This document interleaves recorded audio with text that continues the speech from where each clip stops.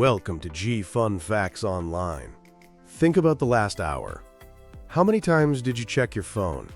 Was it the twitch of a thumb scrolling endlessly? The pull of a notification dot? We live in an age of technological marvel. Yet many of us feel tethered to our devices, caught in a cycle of compulsion.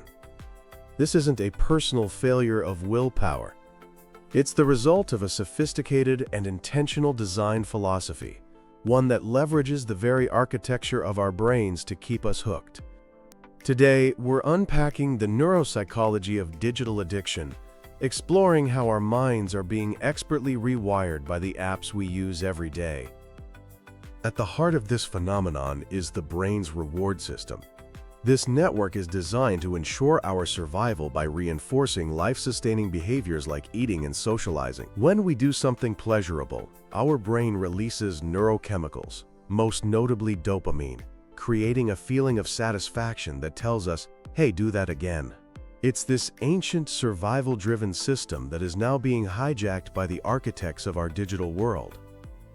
Now, dopamine is often misunderstood as the pleasure chemical. While it's involved in pleasure, its primary role here is motivation and reinforcement. It's a signal that marks certain actions as important and worth pursuing.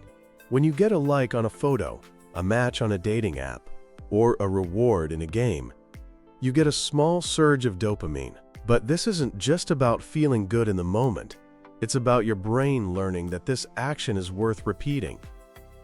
The real power of this system, and the secret sauce for app designers, is unpredictability. This is the principle of variable rewards, famously demonstrated by psychologist B.F. Skinner.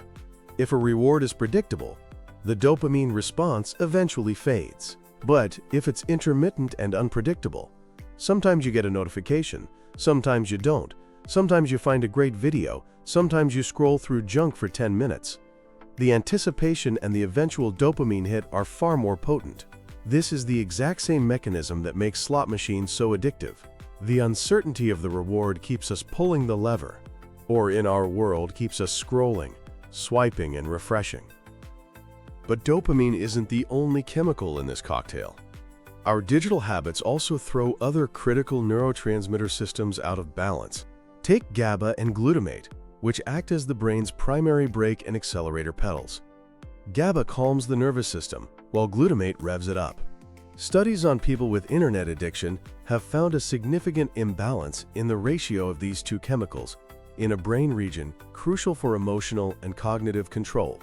This imbalance is directly correlated with higher scores on scales, measuring depression and anxiety, showing a direct link between the neurochemistry of digital addiction and mental health struggles. The good news: research shows these chemical ratios can return to normal with therapy. So we know what's happening in the brain, but how are tech companies intentionally triggering these neurochemical reactions? It's not an accident. It's a field called persuasive technology. One of the most influential frameworks is the hook model, developed by Neuopsychology.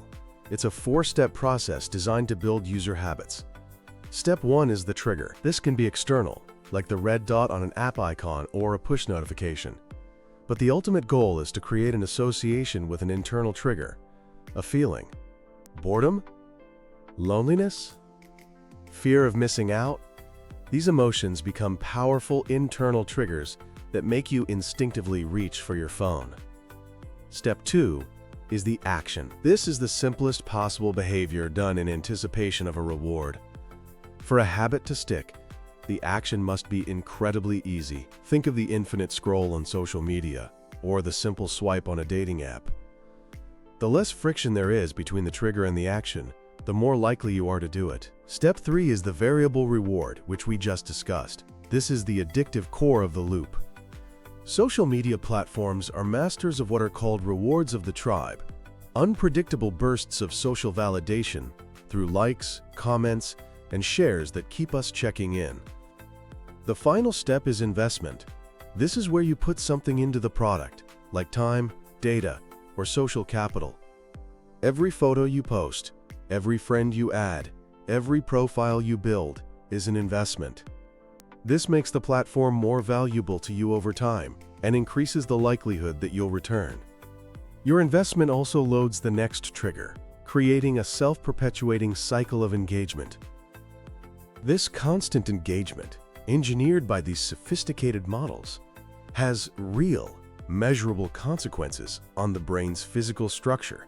Neuroimaging studies of people with digital addiction show alterations in both gray and white matter. Gray matter, which processes information, has been found to be reduced in several key areas. The prefrontal cortex, the brain's CEO responsible for decision-making and impulse control, can shrink. This makes it literally harder to resist the digital allure and make sound judgments. The anterior cingulate cortex, which helps regulate emotion and attention, is also affected, leading to impaired emotional control. These structural changes have direct functional consequences. One of the most common is impaired cognitive control. Individuals with digital addiction often find it difficult to shift attention, inhibit impulses, and stay focused. Their brains have to work harder to achieve the same level of performance as a non-addicted brain. This has been informally dubbed brain rot, a state of being less attentive and more easily distracted. Our attention spans are also suffering. The constant stream of novel information trains our brains to multitask, which hinders our ability to sustain focus on a single task, reducing our capacity for deep, concentrated thought. Our memory is also taking a hit. This digital amnesia means we're less likely to remember information we know we can easily look up. Documenting an experience on social media might even diminish our memory of the event itself, as our brain outsources the task of remembering to the device. These consequences aren't confined to the individual. They're creating a ripple effect across society. The shift to online interaction can degrade crucial social skills. We miss the nonverbal cues, tone of voice, facial expressions that are essential for empathetic understanding. Adolescents are particularly vulnerable. Their brains are still developing, especially the prefrontal cortex, which makes them highly susceptible to the instant gratification of digital platforms. Studies show that habitual social media use in early adolescence can make teenagers hypersensitive to social feedback, promoting compulsive use. Research has even linked early smartphone ownership before age 13 to poorer mental health outcomes in early adulthood, including higher anxiety and lower self-worth. So what can we do? The picture seems bleak, but acknowledging the problem is the first step toward reclaiming our minds. A growing movement for digital wellness promotes a more mindful and intentional approach to technology. On an individual level, you can start by monitoring your digital activity. Use screen time trackers to see where your time is really going. Next, set firm boundaries. Create device-free zones, like the dinner table or the bedroom. Schedule regular digital detoxes where you disconnect completely for a while. Curate your digital environment. Turn off all non-essential notifications. Organize your home screen to reduce temptation. And make a conscious effort to prioritize real-world connections. Spend time in nature, pursue a hobby, or just have a face-to-face conversation. While individual actions are powerful, this is a systemic problem. We need education in schools about persuasive design and healthy tech habits. And we need regulation. Policies that ban manipulative dark patterns, strengthen data privacy, and promote ethical design standards are essential to protect consumers. The neuropsychology of digital addiction reveals a stark reality. Our brains are being reshaped by technologies designed for compulsion. But by understanding these forces, we empower ourselves to push back.